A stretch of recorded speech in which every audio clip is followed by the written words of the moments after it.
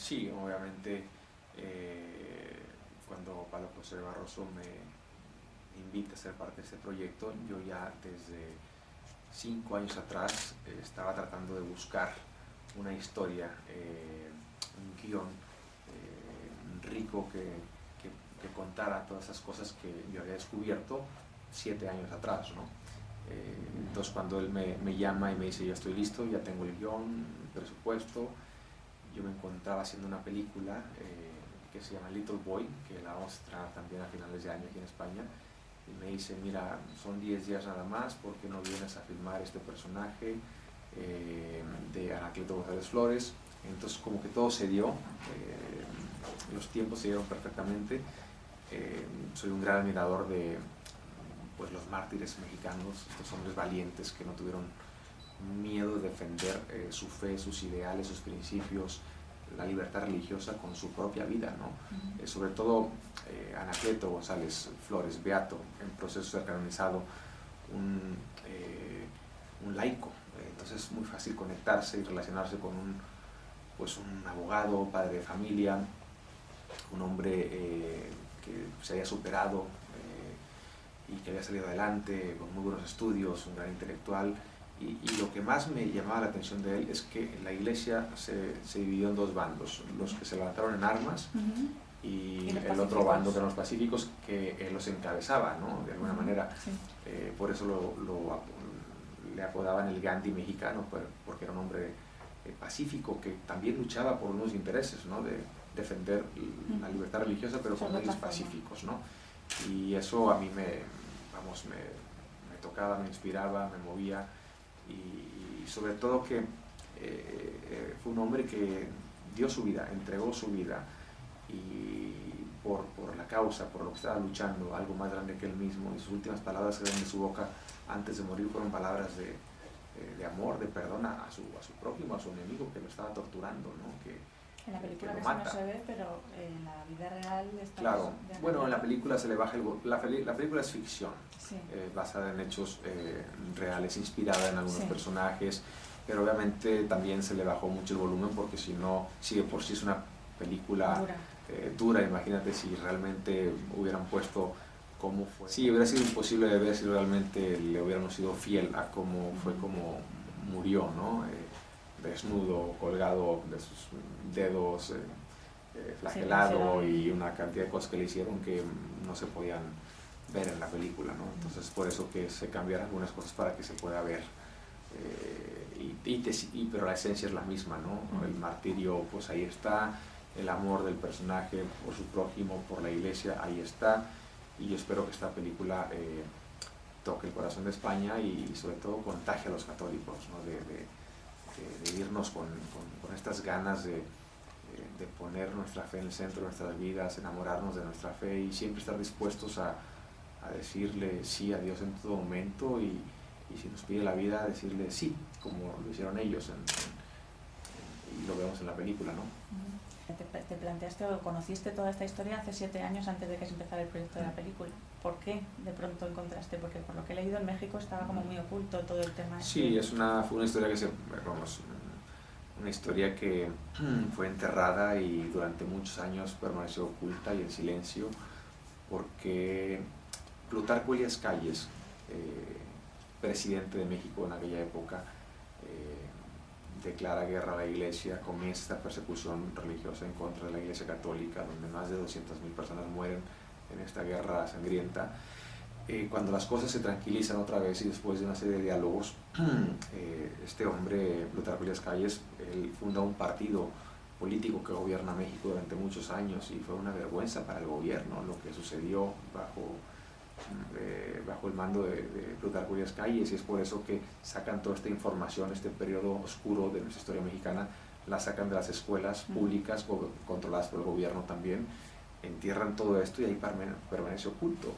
Y una gran mayoría de mexicanos, sobre todo jóvenes, no conocen esta historia. Yo mismo, cuando me encontraba en Los Ángeles, California, cómo descubrí esa historia fue porque alguien me dijo, ¿por qué no es una película sobre la guerra cristera? Y yo, ¿sobre la guerra qué? Y ahí fue donde descubrí qué había pasado en México. Y ahí fue donde nace la idea de querer contar esta historia. años después llega Pablo José Barros, el productor, y me invita a ser parte de este proyecto. Y es por eso que le dije que sí inmediatamente, porque yo mismo ya venía buscando una oportunidad para contar esta historia de estos héroes mexicanos que dieron su vida por defender la libertad religiosa. Y para eso es la historia, para aprender de los errores del pasado, para no cometerlos en el presente, ¿no? Pero pareciera que no entendemos, porque años después pasó en España y después en otros lugares, y la iglesia sigue siendo perseguida. Fue perseguida desde el día 1 que fue fundada, es perseguida ayer, hoy, y seguirá siendo perseguida hasta el fin de los tiempos. No se entiende por qué se persigue tanto a la iglesia, o sea, incluso en este caso de la película, ¿por qué a Calles le interesa ponerse en contra de mucha parte de la población que es católica y crear esa tensión que a lo mejor no la habría tenido si no se hubiera metido tan directamente contra la iglesia? Lo mismo que pasó en España, yo creo que fue exactamente lo mismo. Hay intereses, de pronto, pues si una persona que está al mando del gobierno no es creyente, pues entonces él tiene sus propios intereses, y si hay una iglesia que de pronto está gobernando la moral de su país, pues ya entran los egos, la soberbia y muchas otras cosas más, y se vuelven enemigos, ¿no?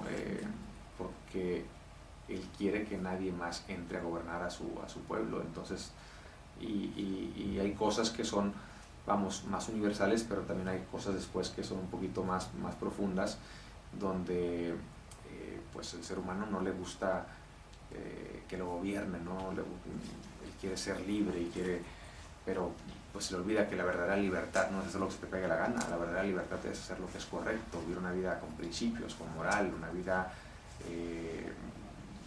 donde pones a tu prójimo, ¿no? Antes que a ti mismo, en lugar de tú ponerte como centro del universo, ¿no? Y entonces todas estas cosas pues se van. Cuando tú sacas la moral de un país, la iglesia, la fe de un país, ese país tarde o temprano se colapsa, se destruye, ¿no? Es por eso que es importante entender que la verdadera paz, la verdadera libertad, solamente sucede cuando dejas que Dios sea el centro de tu vida, ¿no? Y para que eso suceda, pues necesitas la guía de las enseñanzas de la iglesia, ¿no? Una vida sacramental, una vida de oración, una vida donde todos en equipo estemos ayudándonos el uno con el otro, ¿no? Buscando siempre el bien común, ayudando al más necesitado, al más vulnerable, a levantarlo, que haya una igualdad, ¿no? En dignidad, en todo ser humano, hombres y mujeres, cuidarnos, protegernos, ayudarnos. Hoy en día no es el caso, no es lo que vemos en el mundo. Vemos está completamente desbalanceado todo, hay guerra, no hay paz, hay hambre, entonces está mal distribuido, muchas cosas no están bien distribuidas, ¿no? Y yo creo que es por la falta de fe, por la falta de valores, una gran crisis de valores elementales hoy en día, que se están perdiendo en la sociedad, sobre todo en los jóvenes, y tenemos que rescatarlos, y siempre en medio de estas crisis aparecen pues los mártires, los santos, los hombres que dan todo, hasta su propia vida, por ayudar, por iluminar, por servir al más necesitado, gente que no está aquí para juzgar la oscuridad, sino para hacer luz en la oscuridad. Y por esta película es muy importante, porque a mí me inspira ver una persona como Anacleto González Flores o como José Luis Sánchez del Río, que los movió a estos hombres para hacer sobre todo lo la que hicieron. resistencia, o sea, cuando hicieron, había una parte pacífica y otra parte guerrera, digamos. Los que han sido beatificados, no sé si hay alguno más en la película que haya sido beato, pero ninguno de los dos toma las armas, Anacleto y José Luis, que es un niño. Porque eso es lo más difícil, o sea, siempre la iglesia va a premiar no lo fácil, sino lo difícil. Lo fácil pues era agarrar un arma, y que no está mal también, porque si tú en tu casa... ¿Hasta qué punto es lícito y desde dónde empieza a ser lícito? Yo creo que depende ahí las intenciones, y que no haya abusos tampoco, ¿no? Si yo, por ejemplo, estoy en mi casa con mi familia, con mis hijos, y es la 1 de la mañana y todos están dormidos y mis niñas están dormidas, y de pronto llegan unos ladrones armados a querer violar y matar, yo tengo una obligación como padre de familia de defender a mi familia, y si tengo un arma pues tengo que usarla para defender. Ahora, si ya agarrar a los 3 ladrones y con el arma pues quedaron heridos y ya amarrados, y ya no están haciendo, ya llama a la policía, pero yo ya después, enojado, empiezo a darles, entonces ya estoy abusando, ¿no? de las armas, ¿no? Las armas son para defender, pero siempre buscando ese en la película balance. de hecho se ve, o sea, también en la parte de los cristeros, que hay algunos que no usan bien la violencia. Exactamente, y es o sea, importante que lo vean sí, también eso, porque había de todo. Refleja un poco la realidad. En la iglesia, no es... como en cualquier país, como en cualquier gobierno, hay de todo. Hay gente buena, gente mala, gente abusiva, gente que está en la lucha. Igual en la iglesia, ahí vamos a ver los mártires, los santos, los que usaban las armas para defender. Si tú estás en una iglesia y de repente llegan soldados, toman la puerta y empiezan a matar a tu abuelito, pues claro que si tienes un arma vas a usarla, ¿no? Y hubo otros que las usaron mal. Pero eso era importante poner todo para entender también que eso fue lo que sucedió. Sí, porque hay ¿no? luces y sombras en todos lados. Y como en Cinemanet apostamos por el cine con valores. ¿Qué valores resaltaría sobre todo de esta película? Pues el martirio. Para que haya martirio tiene que haber tiene que haber mucho amor, porque el que ama da su vida. Y la película al final te cuestiona eso. ¿Tú estarías dispuesta a dar la vida por tu fe, por defender la libertad religiosa, por defender algo más grande que tú misma? Y si hay un miedo y si uno dice no, pues entonces que todavía no está uno enamorado, porque como madre, como padre, pues uno da la vida por sus hijos, ¿no? Ni lo piensas, porque estás enamorado de tus hijos, das la vida por Dios. Bueno, es que a lo mejor no estás enamorada de Dios todavía, pero también una gran enseñanza es que también tenemos que reconocer que el martirio es una gracia, porque humanamente uno sale corriendo. Si te ponen una mesa, te amarran y te enseñan 10 cuchillos con los que te van a cortar en pedacitos, no tiene ninguna lógica decir sí, adelante, ¿no? Al menos que haya una gracia, algo sobrenatural que te deje ver cosas que normalmente el ser humano no puede ver, ¿no? Y sucedió, y lo vimos en la película. Y yo digo, wow, qué increíble, ¿no? Que se puede llegar a ese grado de amor por Dios, a dar tu vida por Él, y de esa manera, ¿no? De una manera no fácil, ¿no?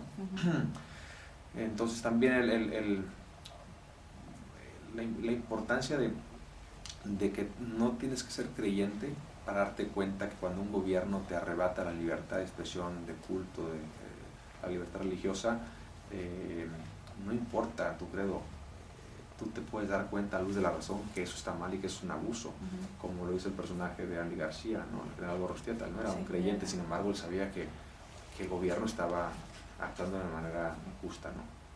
¿Y en México ahora mismo es la situación? ¿Y si esto sirve para algo, o hay más libertad religiosa o todavía hay problemas? Bueno, estamos también en una lucha, pero gracias, hoy en día uno puede ir a la iglesia y no corres peligro, ¿no?